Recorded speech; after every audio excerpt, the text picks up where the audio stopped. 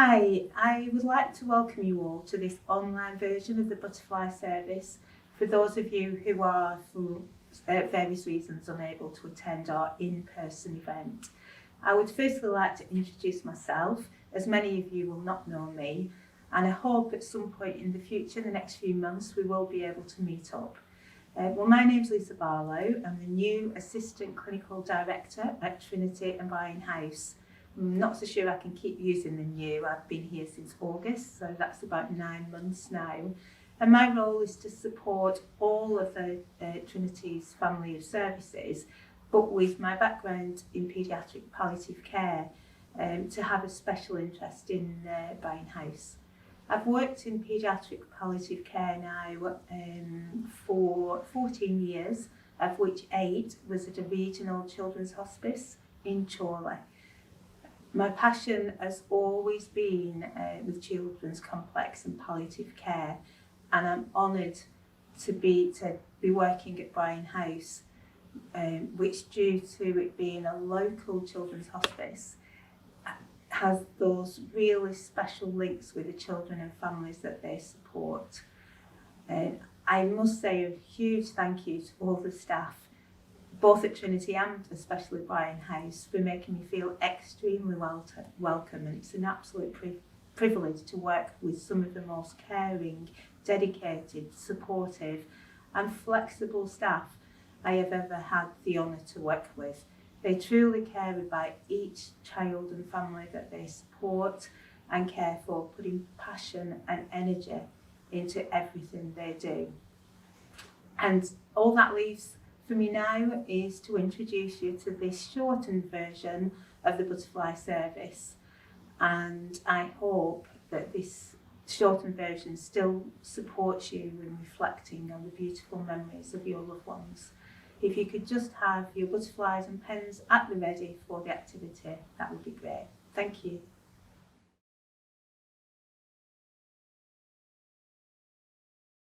Hi everyone, my name's Millie. I'm a staff nurse at Bryan House. I'm going to read The Coat I Wear.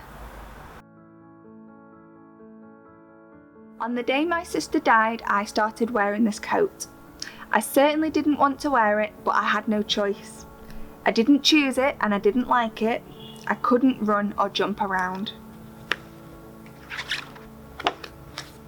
The coat was far too big and far too heavy, and it felt so uncomfortable to wear, it made me cry. It had pockets I never wanted to put my hands in because there were pictures that I didn't want to look at. I didn't understand them, and that made me scared. Even when it was too hot, I had to wear that big, heavy and uncomfortable coat. Even when I was having a good time with my friends, I had to wear that big, heavy and uncomfortable coat. Even when I was in bed, I had to wear that big, heavy and uncomfortable coat. Sometimes I felt like everyone was pointing at that coat. My family and friends would ask if they could help me take the coat off because I looked so sad and uncomfortable, but lots of people just pretended that big, heavy, uncomfortable coat wasn't there, which made me feel very lonely. I really didn't like that coat and I didn't want to wear it, so one day I took the coat off for just a few minutes. I didn't feel right not wearing it because I felt sad, lonely and scared, so I put it straight back on and felt sad, lonely and scared. My family and friends asked if they could help me wash and tidy up the coat so they could make it feel softer, and then maybe it wouldn't feel quite so uncomfortable. They wanted to help me, but I wouldn't let them. But they kept asking me, so one day I took the coat off for longer than I've ever had off before, while they washed and tidied it with me. We put zips over the pockets so I could open them when I wanted to, and that helped me a little bit, just a little bit. After the coat had been washed, it felt like it had shrunk, so it wasn't quite so big, quite so heavy, or quite so uncomfortable, and the pictures in the pockets had faded a little bit, so they weren't as scary to look at when I opened up the zips. I could put my hands into the pockets and see what was in them. I didn't keep my hands in for long, just a quick peek. As we washed the coat, it kept shrinking, but also I was getting bigger and stronger. The coat wasn't quite so big and it wasn't quite so heavy, and because of my family and friends' help, it was softer, so it wasn't quite so uncomfortable to wear anymore. And those pockets? Well, I put some of my special pictures in there too, so they weren't even nearly so scary when I put my hands in. I realised that I could take my coat off and take as long as I wanted or needed without always feeling sad, lonely or scared. The coat started to feel like my coat. Sometimes I didn't feel sad wearing it at all because it fit me a little bit better, and the pockets weren't as scary because they had some pictures in them that I like to look at. Some days I'd cry with my coat on because I remember how it felt when it was too big and too heavy and too uncomfortable, and when I put my hands in my pockets I can still find the pictures that upset me. That makes me feel sad, lonely and scared again. But some days I just remember everything with my coat on and it doesn't feel too big, too heavy or too uncomfortable.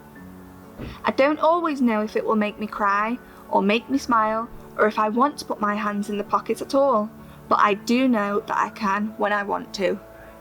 I can do all of this with the special coat that I wear since the day my sister died. The end.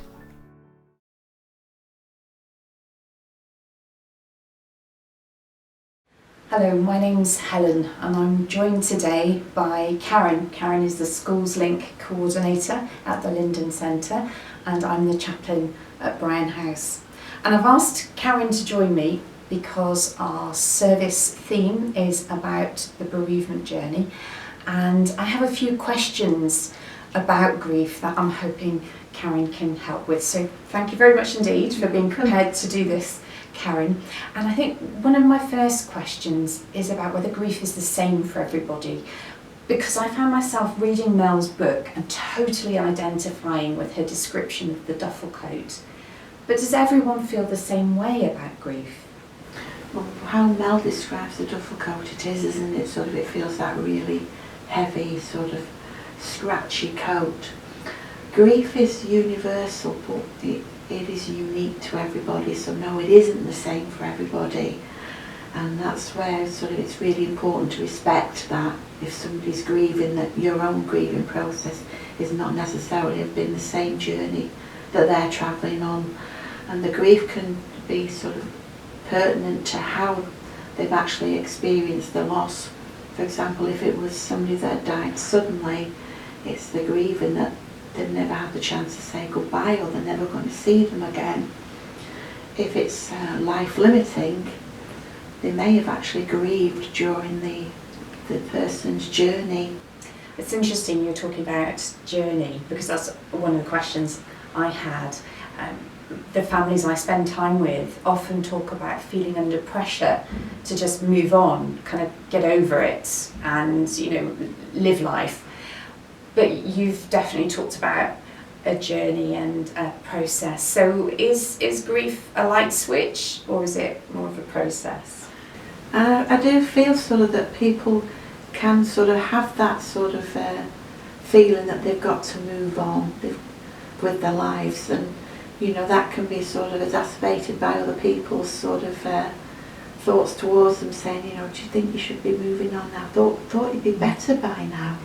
But it's so important that that person, you know, experiences their grief at their own time and space. Mm. So say I'm watching this video and I know a person who is grieving right now. What's the one thing I can do to support them? It's a really good question, because, you know, we always try and fix people. And people that are parents, you know, they're used to fixing things with the children, and you can't fix grief. It's that person's right to grieve and to grieve at their own pace. So the one thing that you can do is listen. Give them that time to talk. Again, when you're listening, making sure that you're hearing what they're saying, because we're all guilty of it. You know, somebody will start speaking to us and we automatically jump into fix-it mode, or what we can say to them.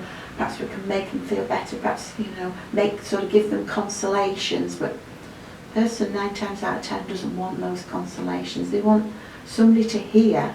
They want somebody to hear what they're actually experiencing, to talk about the person that's no longer with them, because sometimes people, it's almost as if it's like, mustn't mention the name. And so it's actually just listening to them without judgment, because of the other sort of questions that we've sort of talked about. Without judgment, if that person feels to be sort of moving forward with their life, just giving them that time and space and hearing what they've got to say. And finally, I noticed at the end of Mel's book, she's still got the duffel coat. And what I want to know is, am I always going to have that duffel coat with me? And it can feel like that. You know, and Mel sort of talks about that heavy coat, but towards the end, she's saying that that coat has changed, hasn't it? It's a little bit more comfier. It's a bit lighter, and she can dip in and out of the pockets. And again, that dipping out in the pockets, a little bit like the term we use as puddle jumping with children, that they can't sustain the grieving pattern as long as adults, so they will jump in and out of grief, and we use like the muddy puddles. So sometimes, you know, children, young adults, they'll seem perfectly fine, and then what can be confusing in perhaps another week's time, they can feel really sort of grief stricken, but it's normal. And again, it's that looking at that sort of, that it will change, life changes, we're constantly going through change. An adult can feel really concerned and feel that, is this what it's going to be now? Am I always going to feel like this? And again, it's sort of, when sort of talking with the person, sort of acknowledging that that grief is there, but it will change, just as change is always ongoing, it will change, and they will move forward with that person in the heart. But it's a little bit like one of those Waterford crystal vases, and it's really thick cut glass, isn't it? When it smashes, you know, if you glued it together, you know the cracks are there, but the vase still holds water, and you can put flowers in it. So the flowers are a little bit symbolic that there will be the happier memories that will be interspersing, and again, it can be that those happier memories will sort of block out some of the other memories. But you could go into a shop and hear one of the tunes that they used to like and feel a little bit grief, and that's okay as well. So thank you very much. You're welcome.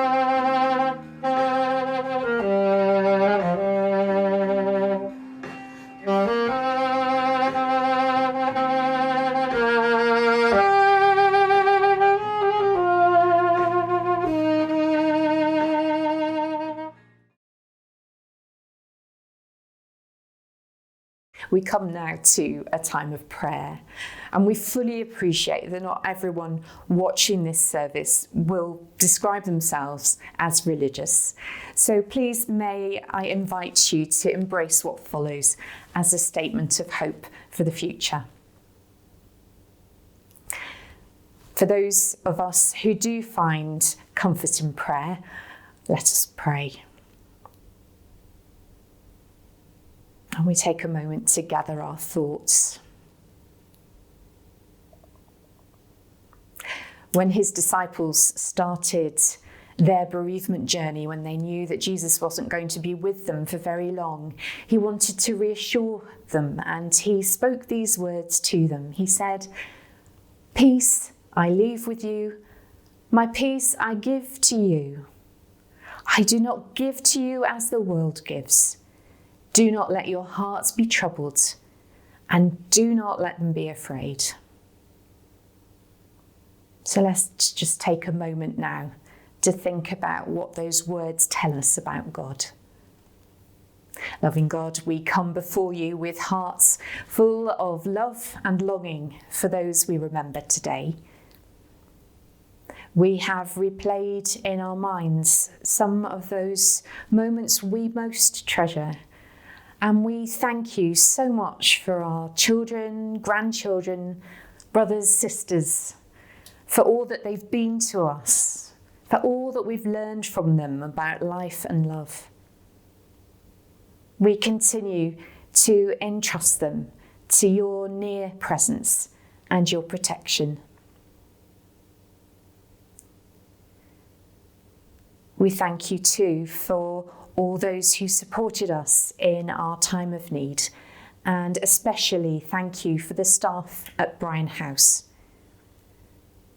We ask for your rich blessing on its continuing work, that it would remain a source of comfort and support to all patients and families who need help and guidance. Please prosper the efforts of those who strive to ensure the ongoing presence of a children's hospice here on the Fylde coast.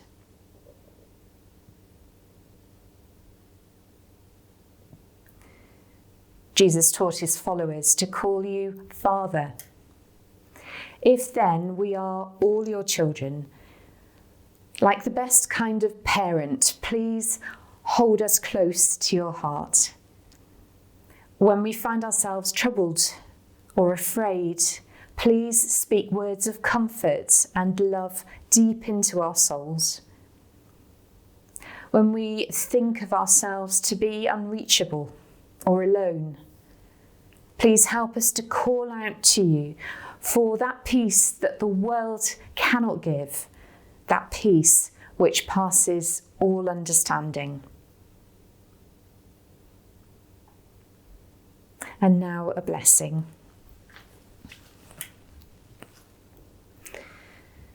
May the God of eternity be with you as you go from this place. May the God of peace comfort you as you continue to grieve.